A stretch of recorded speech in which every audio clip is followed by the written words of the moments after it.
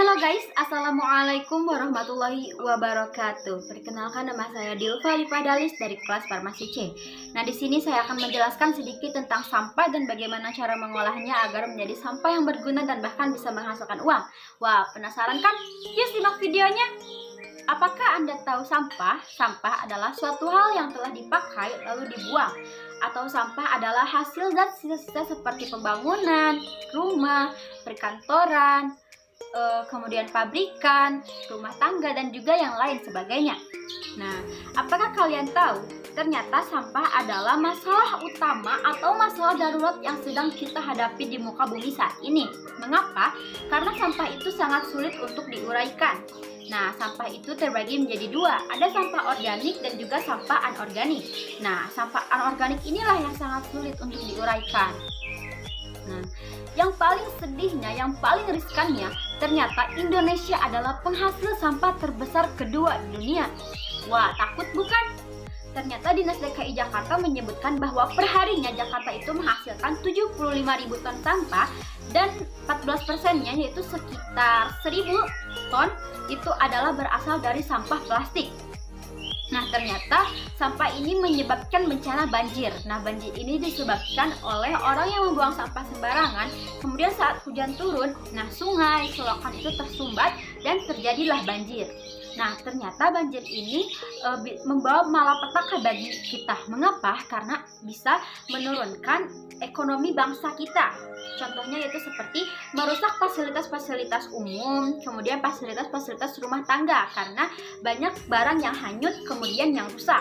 Tak hanya itu, ternyata banjir juga bisa menyebabkan kematian. Nah, ternyata pemerintah itu melakukan berbagai upaya-upaya agar mengurangi dan mencegah terjadinya banjir dan polusi sampah ini. Nah, contohnya yaitu pemerintah menghimbau kepada seluruh masyarakat agar mengganti kantong kresek menjadi kantong kain. Nah, ternyata kantong kresek ini yaitu termasuk sampah anorganik yang sangat sulit untuk diuraikan. Tak hanya itu juga, pemerintah menghimbau kepada seluruh masyarakat apabila ada yang membuang sampah sembarangan atau tidak pada tempatnya, maka orang itu akan diberi sanksi atau didenda sekitar Rp500.000. Wah, sayang kan? Daripada harus didenda, mending ditabung 3 hari dapat 1.500.000, dapat HP tuh. Nah, tak hanya itu, ternyata banyak juga masyarakat yang ikut andil dalam masalah ini. Contohnya seperti adanya gerakan-gerakan atau organisasi-organisasi yang membuat poster dan juga seminar atau penyuluhan pedulinya terhadap lingkungan. Nah, contohnya seperti poster yang saya share di presentasi kali ini. Nah, kemudian apalagi saat ini maraknya COVID-19 yang mengharuskan kita untuk menjaga jarak dan juga memakai masker. Nah, kebanyakan orang saat ini yaitu memakai masker medis. Nah, masker medis ini ternyata sangat sulit untuk diuraikan.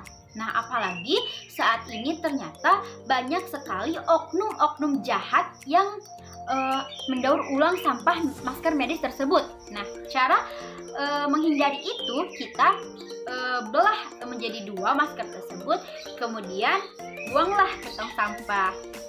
Karena kita itu ingin sehat, tapi malah jadi sakit karena oknum jahat tersebut. Nah, ternyata karena kurang kesadarannya masyarakat, pemerintah itu kewalahan sekali. Nah, itu kita itu harus sadar diri dan harus bisa peduli terhadap lingkungan. Nah, contohnya yaitu seperti mulai dari pisahkanlah sampah organik dan juga sampah anorganik. Nah, apa sih perbedaan sampah organik dan juga sampah anorganik?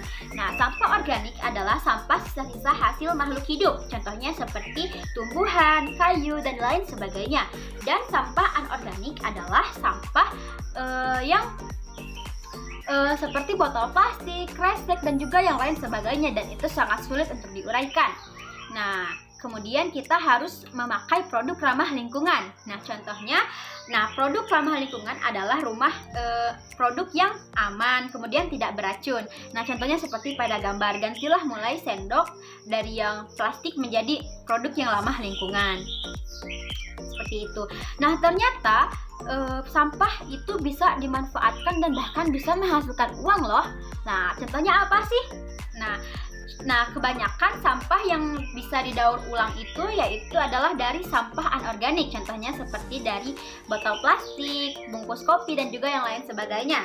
Nah, contoh pertama yaitu adalah dari bungkus kopi. Nah, bungkus kopi ini bisa digunakan sebagai bahan kerajinan untuk membuat karpet, tas, kemudian wadah tisu dan lain sebagainya. Tak hanya bungkus kopi, ternyata bungkus-bungkus seperti dari pop ice, kemudian top ice, dan dari kantong kresek lainnya ternyata bisa dimanfaatkan. Nah, tak hanya itu, ternyata botol plastik juga bisa digunakan loh. Nah, botol plastik ini seperti dari Sprite, air mineral, dan juga sebagainya. Nah, ini tuh bisa dimanfaatkan untuk membuat wadah pensil, kemudian tempat tisu juga, bahkan bisa dibuat robot-robotan mainan anak loh.